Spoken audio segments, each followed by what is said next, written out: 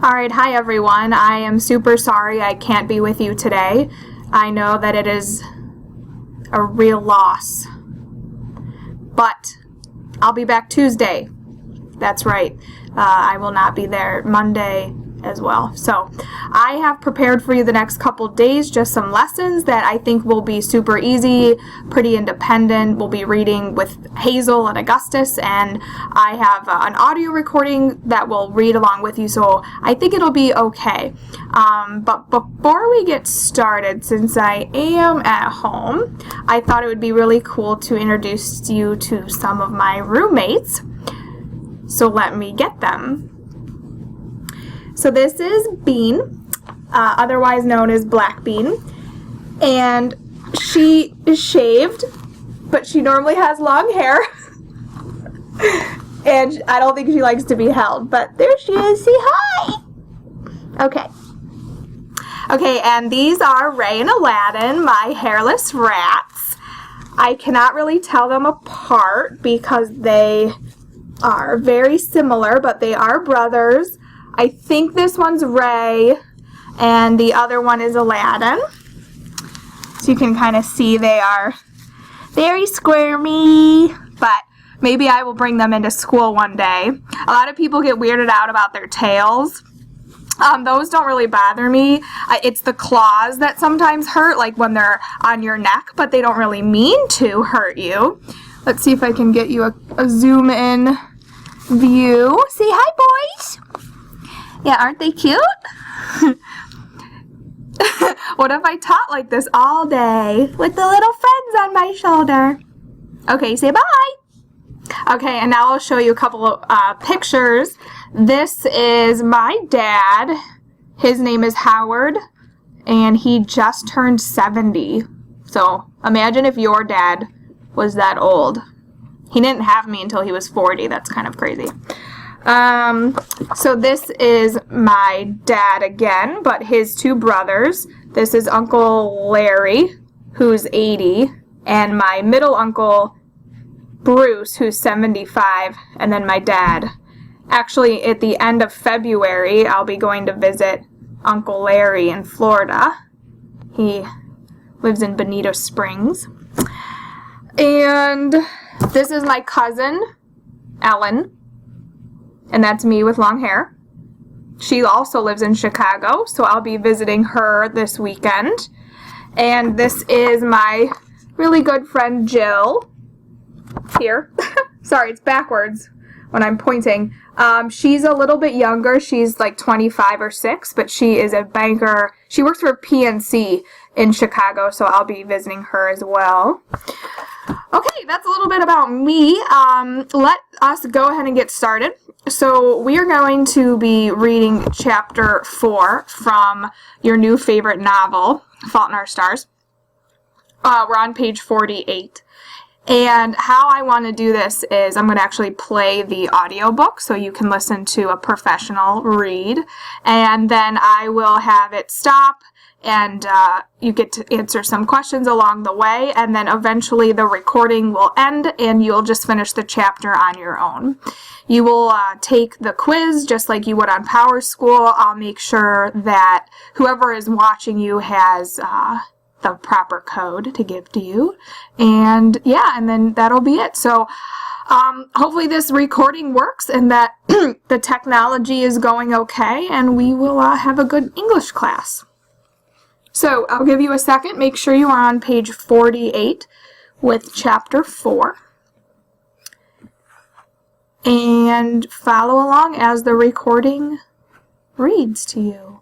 And I'll see you later. Bye.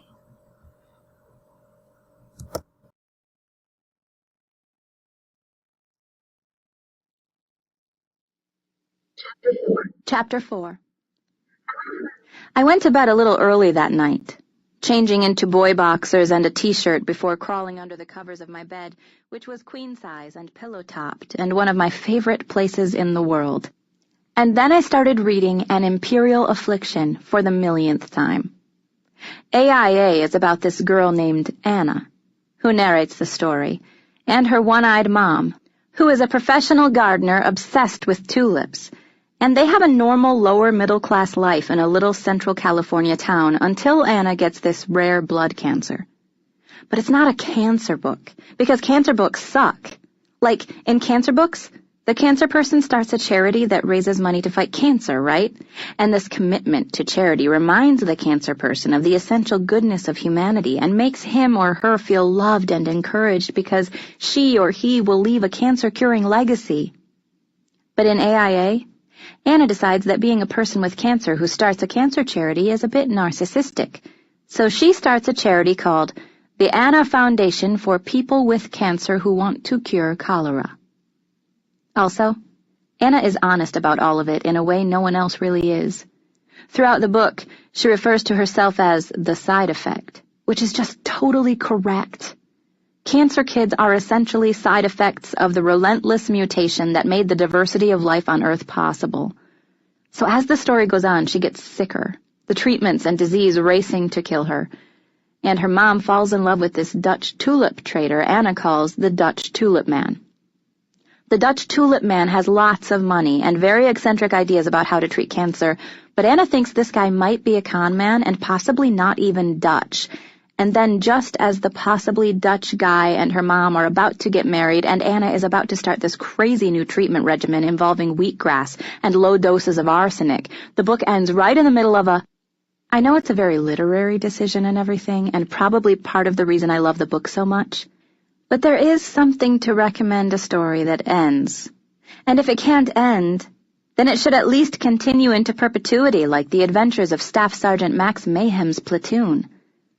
I understood the story ended because Anna died or got too sick to write, and this mid-sentence thing was supposed to reflect how life really ends and whatever, but there were characters other than Anna in the story, and it seemed unfair that I would never find out what happened to them.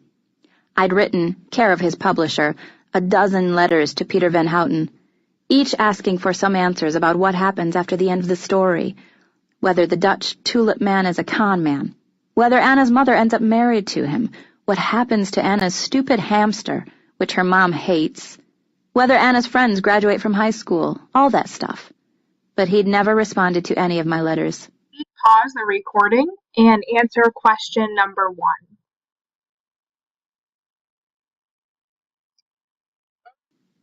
AIA was the only book Peter Van Houten had written, and all anyone seemed to know about him was that after the book came out, he moved from the United States to the Netherlands and became kind of reclusive.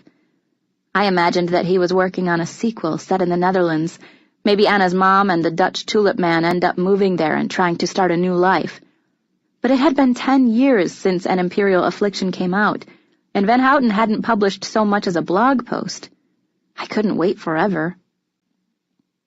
As I reread that night, I kept getting distracted imagining Augustus Waters reading the same words. I wondered if he'd like it, or if he'd dismiss it as pretentious. Then I remembered my promise to call him after reading The Price of Dawn, so I found his number on its title page and texted him. Price of Dawn review. Too many bodies, not enough adjectives. How's AIA? He replied a minute later. As I recall, you promised to call when you finished the book, not text. So I called. Hazel Grace, he said upon picking up. So have you read it? Well, I haven't finished it. It's 651 pages long, and I've had 24 hours. How far are you? 453. And? I will withhold judgment until I finish. However, I will say that I'm feeling a bit embarrassed to have given you The Price of Dawn. Don't be. I'm already on Requiem for Mayhem. A sparkling addition to the series. So, okay. Is the tulip guy a crook? I'm getting a bad vibe from him. No spoilers, I said. If he is anything other than a total gentleman, I'm going to gouge his eyes out. So you're into it. Withholding judgment. When can I see you? Certainly not until you finish An Imperial Affliction. I enjoyed being coy. Then I'd better hang up and start reading.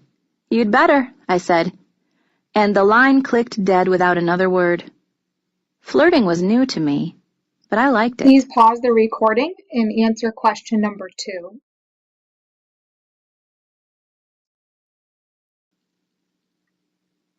The next morning I had 20th century American poetry at MCC.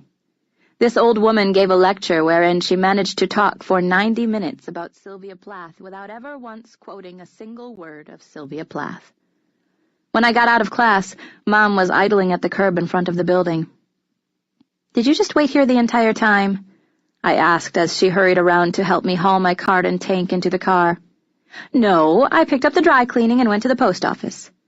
And then, I have a book to read," she said, "and I'm the one who needs to get a life." I smiled, and she tried to smile back, but there was something flimsy in it. After a second, I said, "Want to go to a movie?" "Sure. Anything you've been wanting to see?" "Let's just do the thing where we go and see whatever starts next." She closed the door for me and walked around to the driver's side. We drove over to the Castleton Theater and watched a 3D movie about talking gerbils. It was kind of funny, actually. When I got out of the movie, I had 4 text messages from Augustus. "Tell me my copy is missing the last 20 pages or something." "Hazel Grace, tell me I have not reached the end of this book." "Oh my God, do they get married or not? Oh my God, what is this?" "I guess Anna died and so it just ends." "Cruel. Call me when you can. Hope all's okay." So when I got home, I went out into the backyard and sat down on this rusting, latticed patio chair and called him.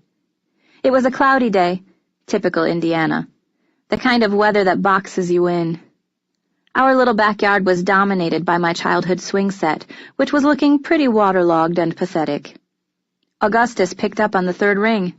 "Hazel Grace," he said. "So, welcome to the sweet torture of reading an imperial—" I stopped when I heard violent sobbing on the other end of the line. "Are you okay?" I asked. "I'm grand," Augustus answered.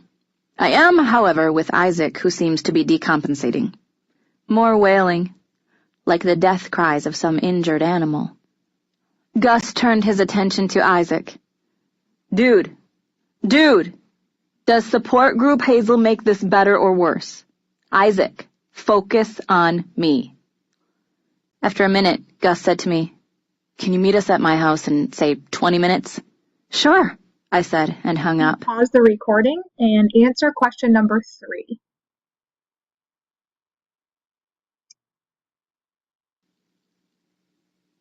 If you could drive in a straight line, it would only take like 5 minutes to get from my house to Augustus's house, but you can't drive in a straight line because Holiday Park is between us. Even though it was a geographic inconvenience, I really liked Holiday Park. When I was a little kid, I would wade in the White River with my dad, and there was always this great moment when he would throw me up in the air, just toss me away from him, and I would reach out my arms as I flew, and he would reach out his arms, and then we would both see that our arms were not going to touch, and no one was going to catch me, and it would kind of scare the shit out of both of us in the best possible way, and then I would legs flailingly hit the water and then come up for air uninjured, and the current would bring me back to him as I said, "Again, Daddy, again!" I pulled into the driveway right next to an old black Toyota sedan I figured was Isaac's car. Carting the tank behind me, I walked up to the door. I knocked. Gus's dad answered. "Just Hazel," he said. "Nice to see you." "Augustus said I could come over?" "Yeah, he and Isaac are in the basement." At which point there was a wail from below. "That would be Isaac," Gus's dad said, and shook his head slowly. "Cindy had to go for a drive. The sound," he said, drifting off. "Anyway, I guess you're wanted downstairs. Can I carry your, tank?" he asked. "Nah, I'm good. Thanks, though, Mr. Waters." "Mark," he said. I was kind of scared to go down there. Listening to people howl in misery is not among my favorite pastimes, but I went. "Hazel Grace," Augustus said as he heard my footsteps. "Isaac, Hazel from support group is coming downstairs. Hazel, a gentle reminder, Isaac is in the midst of a psychotic episode." Augustus and Isaac were sitting on the floor in gaming chairs shaped like lazy L's, staring up at a gargantuan television. The screen was split between Isaac's point of view on the left and Augustus's on the right. They were soldiers fighting in a bombed-out modern city. I recognized the place from The Price of Dawn. As I approached, I saw nothing unusual. Just 2 guys sitting in the light wash of a huge television pretending to kill people. Go ahead and pause the recording and answer number 4. And then you will have to open the second video. Thank you.